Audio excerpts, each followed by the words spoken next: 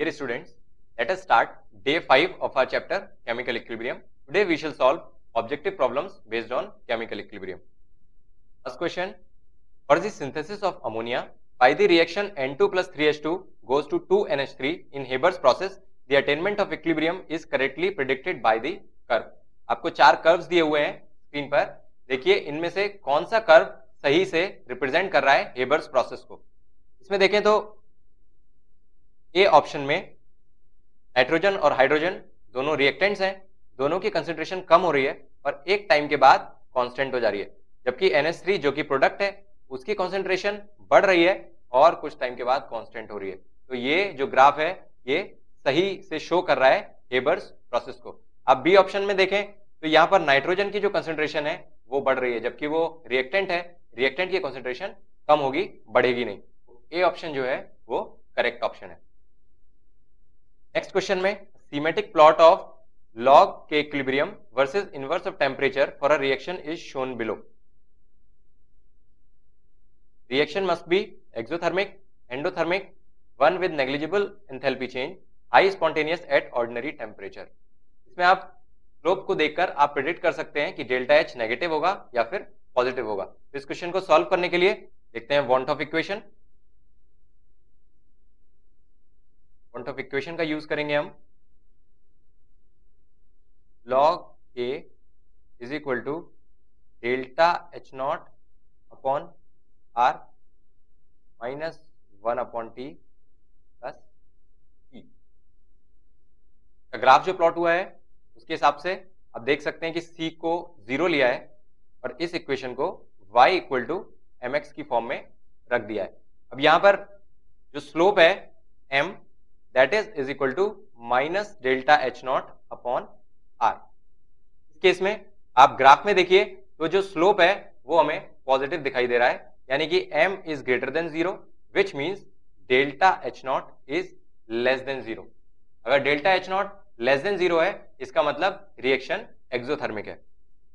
आपका ए ऑप्शन यहां पर करेक्ट ऑप्शन है. Reaction must be exothermic. Next question है the equilibrium constant Kp for the decomposition of gaseous H2O is related to degree of dissociation alpha at a total pressure P given by.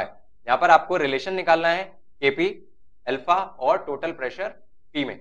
आइए calculate करते हैं इसके लिए. Reaction लिख लेते हैं. H2O gaseous goes to H2 plus half O2. Initially अगर हम 1 मोल मानते हैं और H2 और ऑक्सीजन का 0 मानते हैं, डिग्री ऑफ डिसोसिएशन है आपका alpha. We can write alpha moles of H2O react to form alpha moles of H2 and alpha by 2 moles of oxygen. इसके हिसाब से total moles at equilibrium, total moles at equilibrium 1 plus alpha by 2 यानी कि 2 plus alpha upon किया जाता है. आप partial pressure calculate कर सकते हैं.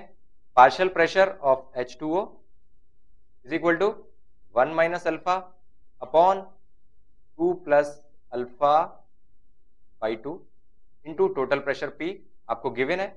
सिमिलरली आप पार्शियल प्रेशर हाइड्रोजन का कैलकुलेट कर सकते हैं. Alpha upon 2 plus alpha by 2 into total pressure P. फिर आप पार्शियल प्रेशर ऑफ ऑक्सीजन भी कैलकुलेट कर सकते हैं. Alpha by 2 upon 2 plus alpha by 2 into total pressure P. Kp का एक्सप्रेशन आप लिख सकते हैं partial pressure of H2 into partial pressure of O2 raise to power half upon partial pressure of H2.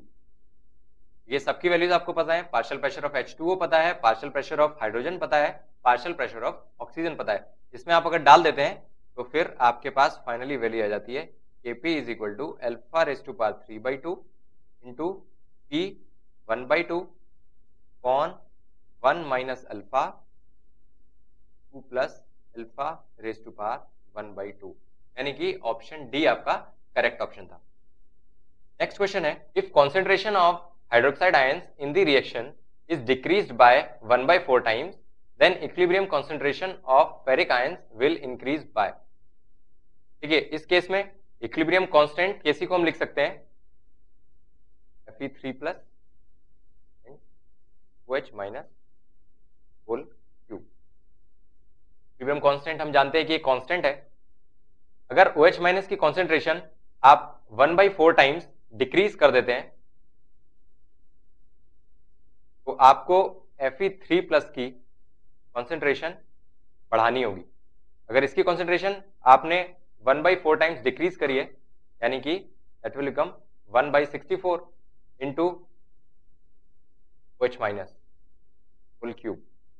Then this has to be, concentration of Fe3 plus has to be increased 64 times so that the effect is nullified. इसको constant करने के लिए यानी कि Fe3 plus की जो concentration है उसको 64 टाइम्स इंक्रीज करना होगा, यानी सी ऑप्शन करेक्ट ऑप्शन है।